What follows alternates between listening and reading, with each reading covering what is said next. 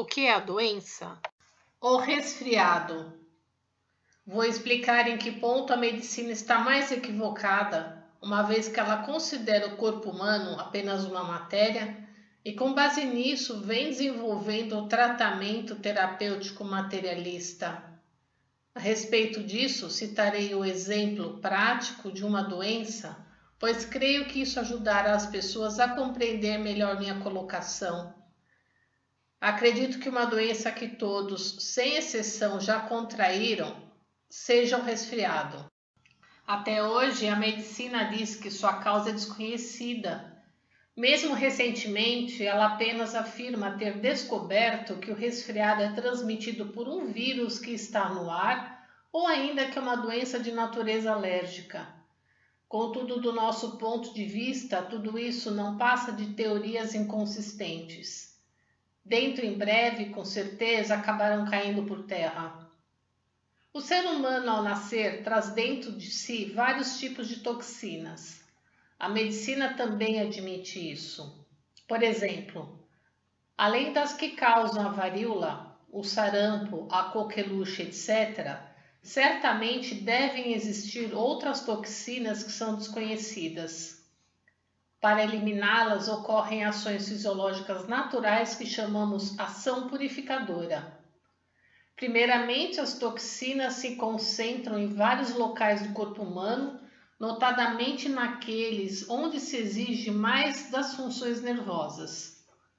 No ser humano, isso ocorre na parte superior do corpo, principalmente nas regiões mais próximas do cérebro.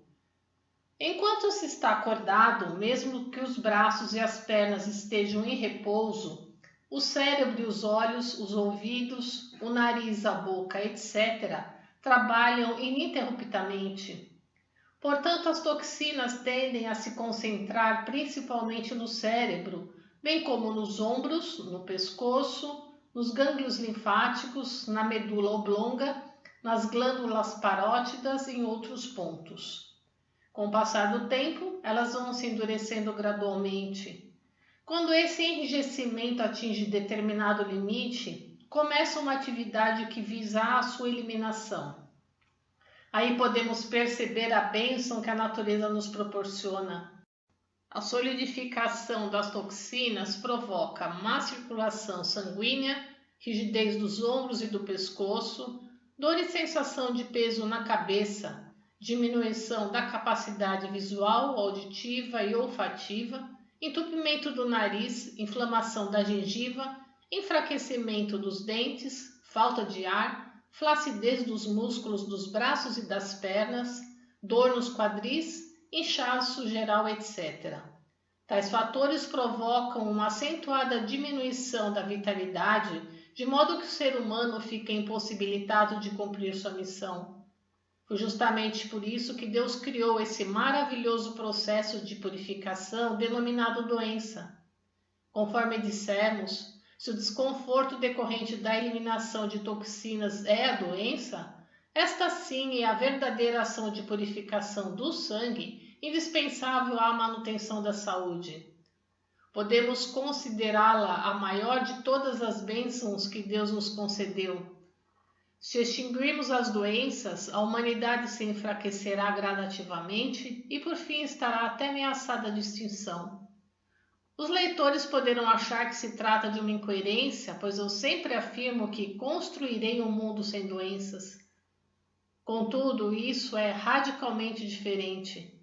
O que quero dizer é que, se o ser humano se livrar das toxinas, não haverá mais necessidade de ações purificadoras. Assim está mais do que claro que as doenças deixarão de ocorrer. Vou expor minha teoria de maneira mais aprofundada para facilitar ao máximo a compreensão. Denominei a ação de eliminação das toxinas solidificadas de ação purificadora. Logo que uma pessoa se resfria, sobrevém-lhe a febre. Para facilitar a eliminação das toxinas solidificadas, a natureza faz com que elas se dissolvam com o calor. Na forma líquida, as toxinas infiltram-se rapidamente nos pulmões. Trata-se de um processo realmente misterioso. Do mesmo modo, quando as dissolvemos por meio do diorei, denominação do nosso método de tratamento de doenças, elas penetram imediatamente nos pulmões, atravessando os músculos, inclusive os ossos. Se as toxinas se encontram solidificadas em um ou dois locais, as doenças são leves, mas se estas se agravam à medida que aumenta o número de locais. É por isso que podemos observar o agravamento gradual de um resfriado, que no início parecia fraco. Como foi visto, as toxinas que se tornam líquidas penetram nos pulmões e, no caso de serem pouco densas, são eliminadas logo em seguida na forma de catarro. Ao contrário, quando sua densidade é maior, ficam temporariamente retidas nos pulmões, aguardando a ação de bombeamento denominada tosse, e aí são eliminadas pelas vias respiratórias. Isso se evidencia pelo fato de se eliminar catarros sempre após a tosse. Pelo mesmo princípio, o espirro vem seguido de secreção nasal. Assim, as dores de cabeça e de garganta, a inflamação dos ouvidos, dos glândulos linfáticos, das articulações dos pés, das mãos e da região inguinal decorrem da dissolução das toxinas solidificadas e do seu deslocamento em busca de saída do corpo. Essa movimentação estimula os nervos, provocando dores. As toxinas líquidas podem ser divididas em densas e ralas. As densas são eliminadas na forma de catarro, secreção nasal, diarreia, etc. E as ralas assumem aspecto aquoso e são eliminadas na forma de suor e de urina. A ação purificadora se processa tão natural e racionalmente que não podemos deixar de louvar a divina arte do Criador. Deus criou o ser humano para ser sempre saudável e, portanto, não haveria razão para lhes causar sofrimentos e atrapalhar suas atividades por meio da doença. Entretanto, o próprio ser humano, devido a pensamentos errôneos, cria e acumula toxinas, gerando a necessidade de eliminá-las. Eis, portanto, que a doença. No caso do resfriado, se a pessoa deixar por conta da natureza sem recorrer a tratamentos, a purificação será completa e a cura se dará naturalmente, aumentando a saúde. Por conseguinte, quanto mais o ser humano contrair resfriado, tanto melhor. Procedendo assim, terríveis doenças como a tuberculose desaparecerão completamente. Por incrível que pareça, e não se sabe desde quando, o ser humano interpretou a ação de purificação de maneira inversa. Quando a doença surge, ele emprega todos os recursos para interromper a purificação, posto que confunde as dores desse processo com o agravamento da doença. Por essa razão, apavora-se com a febre e trata de fazê-la baixar. Com a diminuição desta, interrompe-se a dissolução das toxinas e diminuem-se os sintomas, como a tosse, o catarro e outros. Parece então que está ocorrendo a cura.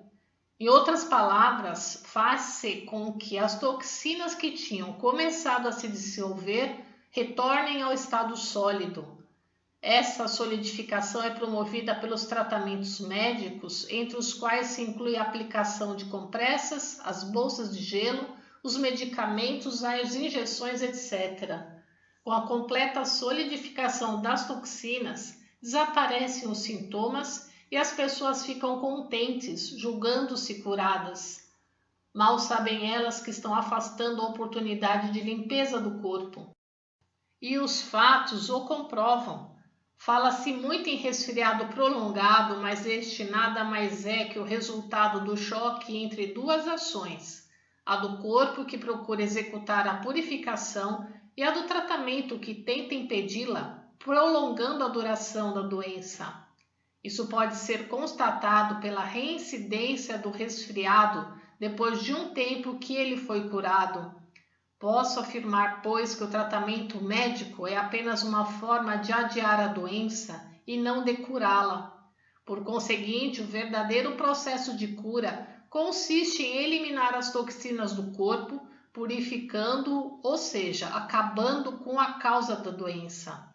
O verdadeiro tratamento médico é aquele que, uma vez iniciado o processo de purificação, acelera a dissolução das toxinas solidificadas e faz com que elas sejam eliminadas na maior quantidade possível.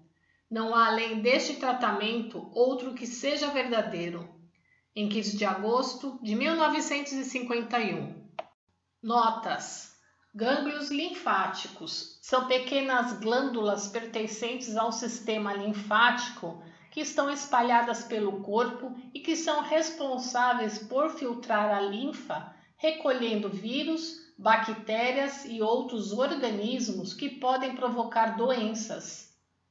Medula oblonga é a porção inferior do encéfalo em que estão situados vários centros reguladores das funções vitais, respiração, deglutição, batimentos cardíacos, etc., e que continua pela medula espinhal.